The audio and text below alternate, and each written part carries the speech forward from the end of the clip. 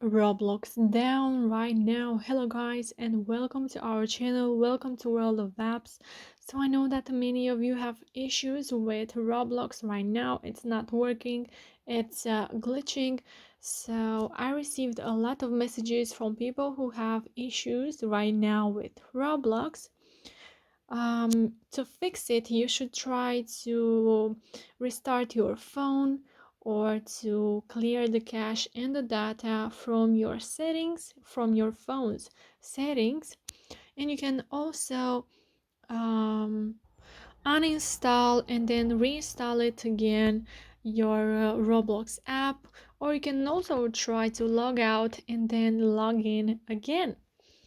So, in conclusion, you are not the only one who has problems with Roblox right now. You don't have to worry about it.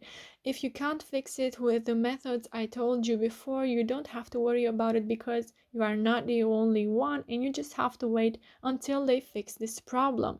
So, if you do have issues right now with Roblox, you can like this video, you can subscribe to our channel, and you can comment in the comment section down below your questions about Roblox right now, and I will make sure to answer to them as quickly as possible.